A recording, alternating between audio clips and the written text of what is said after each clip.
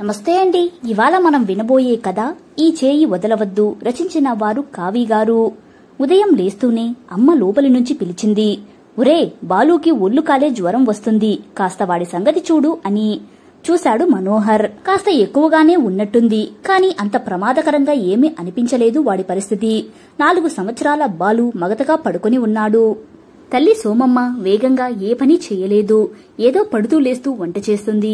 మిగతా పనంతా పని మనిషి చేస్తుంది. కాని ఆఫీస్కు సెలవు పెట్టే పరిస్థితి లేదు మనోహర్కి.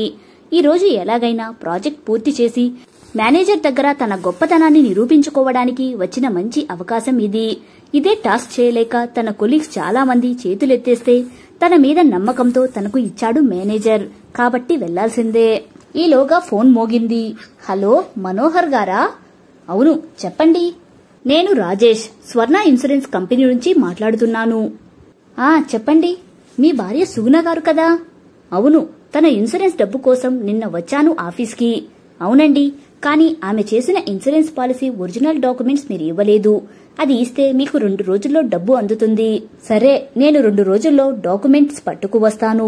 ఒక్క నిమిషం, నేను రేపు ఎల్లుండి సెలవులో ఉంటాను సార్. తరువాత 3 రోజులు పండగ సెలవులు. ఆ తరువాత మేనేజర్ గారు హైదరాబాద్ వెళుతున్నారు కాబట్టి మీరు డాక్యుమెంట్స్ ఈ రోజు ఇస్తే మంచిది, లేదంటే మరో 15 రోజులు ఆగాల్సి ఉంటుంది. తన పరిస్థితి అంతా వివరించే ఓపిక లేక సరే ఈ రోజు ఇస్తాను అనేసి ఫోన్ పెట్టేశాడు మనోహర్. ఇప్పుడు ఆఫీస్ కన్నా ఇన్సూరెన్స్ డాక్యుమెంట్స్ ముఖ్యమనిపించింది మనోహర్కి. మెల్లిగా చైత్ర దగ్గరకు వెళ్లాడు. ప్రతిరోజు మా అమ్మకి చేతోడు వాదోడుగా ఉంటూ తమ్ముడిని రెడీ చేసి తాను రెడీ అయ్యి బస్సు కోసం వెయిట్ చేస్తూ సిద్ధంగా ఉండేది చైత్ర. కాని ఈ రోజు తను కూడా కొంచెం బద్ధకంగా ఉంది. మెల్లిగా తట్టి లేపాడు. డాడీ, నేను ఈ రోజు స్కూల్కి వెళ్లను గారంగా చెప్పింది. సరే తల్లి, నీ ఇష్టం, కాని నాకు ఒక సాయం చెయ్యి. చెప్పండి డాడీ. తమ్ముడికి ఒంట్లో బాగాలేదు, కాస్త చూస్తూ ఉండు. నేను మన పాత ఇంటికి వెళ్లి అమ్మ ఇన్సూరెన్స్ చేసిన పాలసీ డాక్యుమెంట్ తీసుకొస్తాను, సరేనా? తమ్ముడికి ఒంట్లో బాగాలేదు అనగానే ఒక్కసారిగా ఆందోళన పడిపోయింది చైత్ర. ఏమైంది డాడీ వాడికి? ఆమె గొంతులో అప్పుడే ఆందోళన. ఏం కాదు తల్లి, కొద్దిగానే. సరే డాడీ, కాని మీరు ఇలాంటప్పుడు వెళ్లడం అవసరమా? ముందు వాడిని డాక్టర్ గారికి చూపించి అప్పుడు వెళ్లొచ్చు కదా ప్లీజ్. కొంచెం అర్జెంటు తల్లి అని ఎలాగోలా ఒప్పించి అమ్మని కూడా ఒప్పించి మేనేజర్కు సెలవు కోసం ఫోన్ చేసి పాత ఇంటికి బయలుదేరాడు మనోహర్.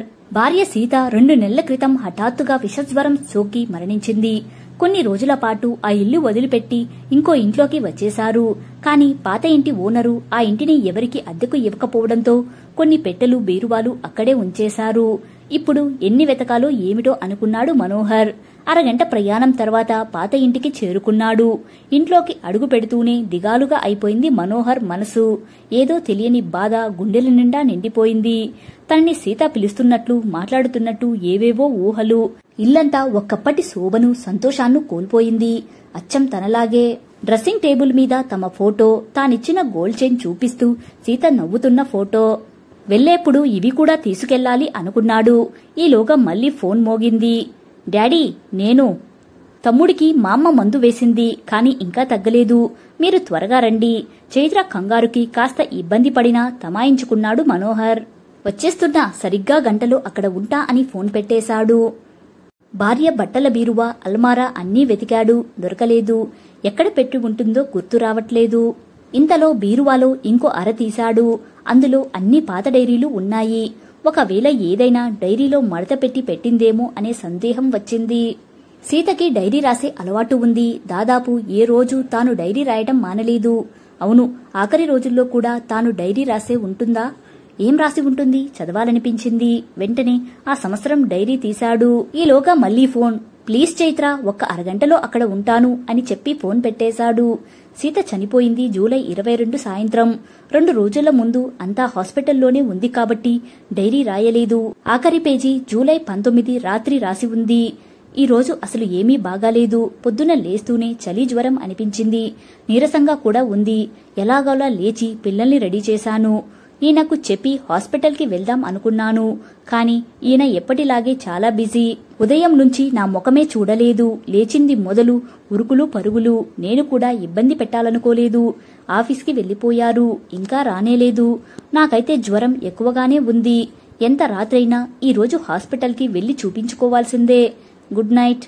మనోహర్కి గుర్తుంది ఆ రాత్రి తను 10 గంటలకు వచ్చాడు. రాత్రికి ఏదో టాబ్లెట్ వేసి మర్నాడు ఉదయం తీసుకెళ్లాడు హాస్పిటల్కి. అప్పటికి ఏమీ ఉండదులే, ఎందుకు కంగారు అనుకుంటూనే. తన ఆ అలసత్వమే ఈ విషాదానికి కారణం. సందేహం లేదు. చిన్న అలజడు మనసులో. డైరీలో ప్రతి పేజీలో ఒక సూక్తి రాసి ఉంది. ఆ పేజీలో క్రింద ఉన్న వాక్యం, ధనం వెంట వెళ్లేవారికి ధనము దక్కదు, సుఖమూ దక్కదు. అది చదవగానే మనోహర్ కళ్ళలో నీళ్లు ఆగలేదు. ఆ మాటలు ముమ్మాటికి తన గురించి రాసినవే. నిజానికి తాను సీతకు ఏ లోటు చెయ్యలేదు. కాని ఏం ప్రయోజనం? ఆపదలో స్పందించినప్పుడు డబ్బు, బంగారం జీవితాన్ని నిలబెడతాయా? ప్రాణాన్ని తిరిగి ఇచ్చే సిరి ఉందా? బంధాల్ని నిలబెట్టే ధనం ఉందా? తానెంత కళ్ళు మూసుకుపోయి ప్రవర్తించాడు. అక్కడే కూలబడిపోయాడు మనోహర్. దుఃఖం ఆగడం లేదు. ఒక్కసారి బాలు గుర్తొచ్చాడు. సీత తనకేదో చెప్తున్నట్టు అనిపించింది. వెంటనే ఇంటికి తాళం వేసి బయలుదేరాడు. బాలుని హాస్పిటల్లో చూపించి అన్ని టెస్టులు చేయించి ఇంటికి వచ్చేసరికి రాత్రి 9 అయ్యింది. తనకు ఏమీ లేదని తెలిసాక మనోహర్ మనసు కాస్త తేలికపడింది. ఆ రాత్రి బాలుని తన దగ్గరే ఉంచుకోవాలని అనుకున్నాడు. ఇంకా కొంచెం జ్వరంగానే ఉంది వాడికి. తన చేతి మీద తల పెట్టుకుని పడుకున్నాడు. నిజానికి సీత విషయంలో తాను కొంచెం ముందే డాక్టర్కి చూపించి ఉంటే కాస్త బాగుండేదేమో.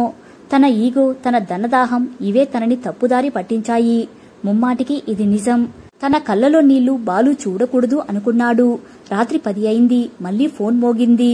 స్వర్ణ ఇన్సూరెన్స్ కంపెనీ నుంచి అదే ఏజెంట్. ఫోన్ శబ్దానికి కళ్ళు తెరిచాడు బాలు. ఫోన్ కట్ చేశాడు మనోహర్. ఫోన్ స్విచ్ ఆఫ్ చేశాడు. నాన్న ఇక్కడే ఉంటారా? వెళ్లిపోరు కదా? వచ్చి రాని మాటలతో ముద్దుగా అడిగాడు బాలు. లేదు నాన్న, నీకు తగ్గేదాకా నీ దగ్గరే ఉంటాను, సరేనా? సంతృప్తిగా కళ్ళు మూసుకున్నాడు బాలు. కథ సమాప్తం. కథ నచ్చితే లైక్ చేయండి. ఇలాంటి మరిన్ని వీడియోస్ కోసం మన ఛానల్ని సబ్స్క్రైబ్ చేసుకోండి. మరో మంచి కథతో మళ్ళీ కలుద్దాం. Thank you.